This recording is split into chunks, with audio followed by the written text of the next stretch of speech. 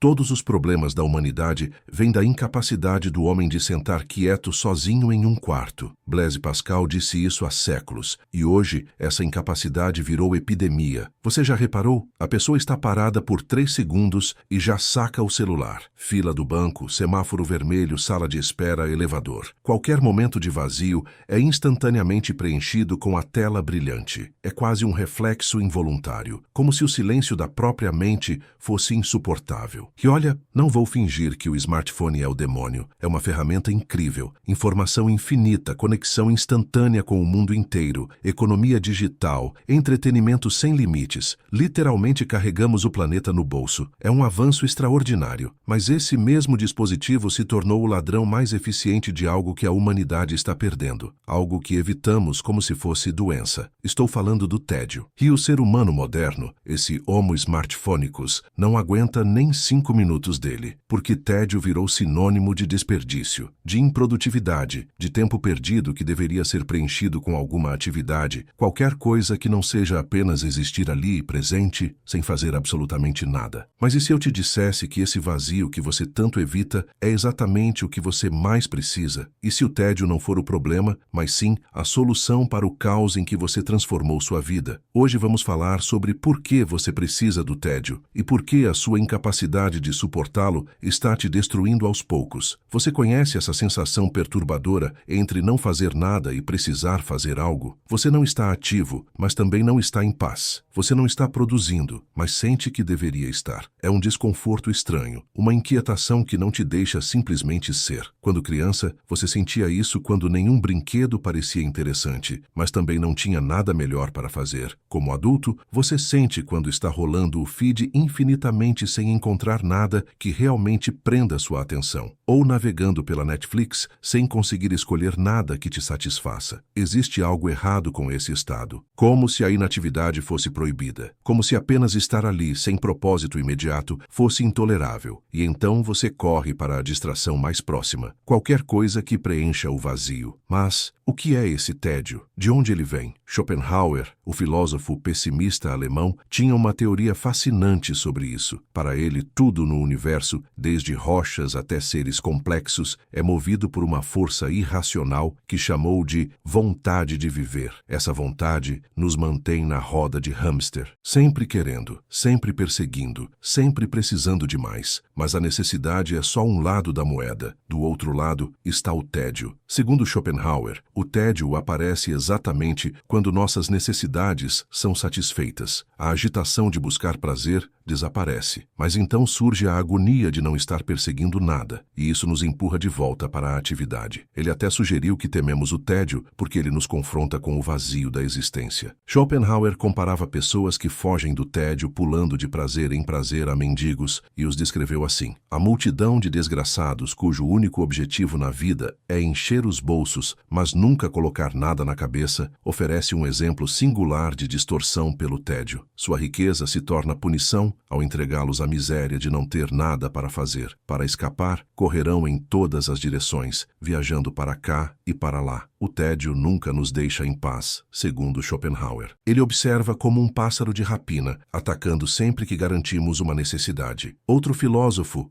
Byung-Chul Han, vê o tédio como a sombra dos nossos desejos. Mas, enquanto Han admite que o tédio profundo é desagradável, ele também o enxerga como sintoma, um sinal de que estamos ativos demais, incapazes de sentar quietos, de não fazer nada, de contemplar, de realmente relaxar. Byung-Chul Han é um crítico cultural que analisa para onde a sociedade neoliberal atual está indo. E ele não gosta do que vê. No livro Sociedade do Cansaço, ele descreve um mundo de hiperatividade, pessoas obcecadas por realizações, inquietação generalizada e o inevitável esgotamento que vem com isso. Num mundo viciado em atividade, onde as pessoas estão constantemente exaustas e no limite, será que o tédio poderia ser a cura? Han chama a sociedade atual de sociedade do desempenho, oposta à sociedade disciplinar que a precedeu. Fomos transformados em sujeitos extremamente ativos, excessivamente ambiciosos, automotivados pela conquista. Sempre precisamos estar fazendo algo, sempre perseguindo objetivos. Não conseguimos ficar parados. Vivemos uma vita activa, uma vida de atividade excessiva. Fazer se tornou tornou nosso modo padrão enquanto ser se tornou irrelevante e inútil. Apenas ser implica não fazer nada, não buscar nada. É basicamente perder tempo. Afinal, não poderíamos usar esse tempo para algo útil? E por que não fazer várias coisas ao mesmo tempo? A tecnologia mudou profundamente como tratamos o tempo. Sentar para refletir sobre o dia ou ler um livro costumava ser normal. Hoje devoramos séries enquanto rolamos o celular. Seu avô andava 2 horas para o trabalho. Hoje corremos para trens e ônibus ouvindo podcasts e checando redes sociais. Ou dirigimos em estradas em alta velocidade, ouvindo rádio, buzinando e xingando quando o trânsito diminui. Tudo é sobre velocidade, eficiência, melhoria e quantidade sobre qualidade. Afinal, permanecemos em dívida com o que Han chama de imperativo da conquista. E eu acrescentaria, o imperativo da experiência. Nossa relação com o tempo mudou. É como se o ritmo natural do mundo se tornasse intolerável. Apenas caminhar sem música ou podcasts. Apenas sentar numa cadeira. Apenas observar as nuvens passarem da varanda. O simples ato de estar no momento, de se estabelecer no tempo, se tornou doloroso. O tédio surge em segundos. Han descreve o tédio profundo como o lado oposto da atividade excessiva. É o ativismo compulsivo, a vita ativa, que o mantém vivo. O Homo smartphonicus tem muito pouca tolerância ao tédio porque está acostumado à quantidade sem precedentes de estímulos disponíveis hoje. Segundo Han, nossa inquietação hiperativa e o frenesi de hoje têm um preço. Perdemos nossa capacidade de relaxar. Não conseguimos mais apenas estar no tempo. Sempre precisamos usar o tempo para sermos ativos e conquistar. Se o sono representa o ponto alto do relaxamento corporal, o tédio profundo é o pico do relaxamento mental, escreveu Han. E então, claro, entramos em burnout. Claro que ficamos deprimidos e lidamos com doenças relacionadas ao estresse, mas esse não é o único problema. Segundo Han, nossa inquietação geral também nos impede de pensar profundamente, de ser verdadeiramente criativos, de alcançar algo novo e diferente. A própria coisa que é única ao ser humano, a capacidade de inventar e criar, a emergência do gênio, vem do ventre da ociosidade. Ele escreve, a cultura pressupõe um ambiente em que a atenção profunda é possível. Cada vez mais, essa reflexão imersiva está sendo deslocada por uma forma totalmente diferente de atenção, a hiperatenção. Uma mudança precipitada de foco entre diferentes tarefas, fontes de informação e processos caracteriza esse modo disperso de consciência. Como também tem baixa tolerância ao tédio, não admite a ociosidade profunda que beneficia o processo criativo. Então, como lidar com essa hiperatividade pela qual o ser humano sufoca entre seus próprios fazeres? Como Han coloca eloquentemente, a resposta pode estar na própria coisa que sempre tentamos escapar: o tédio. Tédio geralmente não é uma experiência agradável. De uma perspectiva budista, é sofrimento. Quando entediados, experimentamos descontentamento com o momento. Desejamos algo para fazer, para nos estimular, para nos distrair. E se não conseguimos o que queremos, sentimos a dor do tédio. É o que faz uma criança choramingar: mãe, estou entediado. É o que nos faz pegar o celular para ver algo interessante ou jogar um videogame. Para escapar da inquietação do tédio, nos distraímos. No entanto, ao evitar o tédio, nos impedimos de experimentar o que realmente estamos procurando. Uma liberação da sensação incômoda que nos diz que precisamos estar ocupados e entretidos. Além do tédio, o verdadeiro relaxamento está escondido. Podemos ver o tédio como um monstro intruso aparecendo na nossa porta, dizendo que precisamos fazer algo ou ele não vai embora. Toda vez que terminamos, ele retorna. E então, cedemos às suas exigências novamente e o ciclo se repete. Mas se deixarmos o monstro do tédio entrar e apenas deixá-lo gritar e berrar e bater os pés, ele encolherá e pode até se tornar bonito. Quando olhamos para o vício, quanto mais viciados somos em uma substância, digamos álcool ou comida, mais inquietos nos sentimos quando não a temos. Da mesma forma, nos sentimos tão profundamente entediados porque somos viciados em atividade e então precisamos largar o hábito. Assim como um alcoólatra deve enfrentar os desejos da sobriedade para se libertar da necessidade de beber, o ser humano inquieto de hoje deve passar pelo tédio para encontrar calma sem atividade constante. Segundo Han, podemos restaurar o equilíbrio trazendo a vita ativa, a vida do fazer, em harmonia com a vita contemplativa, a vida da reflexão. Precisamos de momentos genuínos de inatividade para nos libertarmos da compulsão de estar sempre ligados. Mas o caminho para essa quietude inevitavelmente passa pelo tédio. Agora, como fazemos isso? Liberar-nos da atividade excessiva e abraçar a inatividade requer uma mudança de paradigma. Nossa sociedade nos diz que devemos sempre estar ativos, conquistando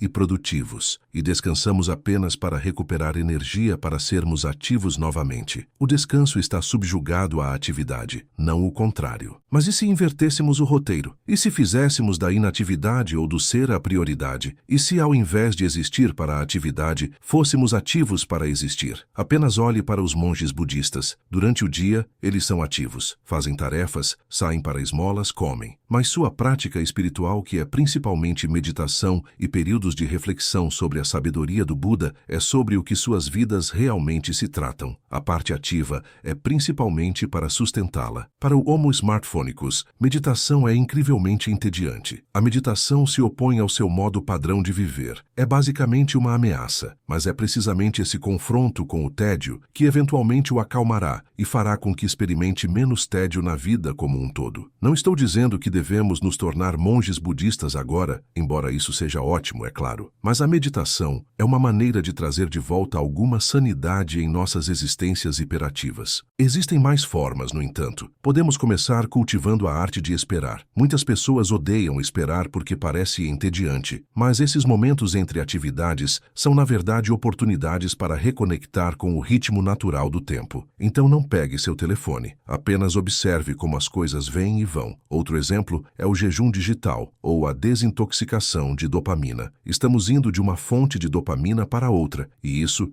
está nos deixando inquietos. A vida sem essas fontes se torna intolerável. Para sair dessa armadilha, podemos querer reduzir ou fazer um jejum temporário da mídia digital. Você poderia incorporar momentos durante o dia quando desliga o telefone, faz pausas de tela e lê um livro, em vez de rolar o Instagram. Depois de um período consumindo muitas notícias e vídeos em ritmo acelerado online, voltei recentemente para formas mais lentas de entretenimento. Comecei a reassistir minha série favorita de Star Trek, Deep Space Nine. Realmente tive que me reajustar ao seu ritmo mais lento, mas é muito mais relaxante e até um pouco contemplativo, dada a profundidade filosófica do programa, do que consumir infinitamente clipes curtos. A vida lenta é outra maneira de nos libertarmos de uma sociedade impulsionada por corridas, prazos, multitarefas e o impulso constante de conquistar. É a arte de desacelerar. Han fala sobre demorar, ficar com o momento, permitir que o tempo recupere sua profundidade, em vez de constantemente alcançar algo novo. Finalmente, podemos trazer rituais de volta às nossas vidas. Isso não precisa significar cerimônias religiosas ou qualquer coisa assim, mas gestos diários simples que trazem estrutura e ritmo ao tempo. Rituais não são produtivos.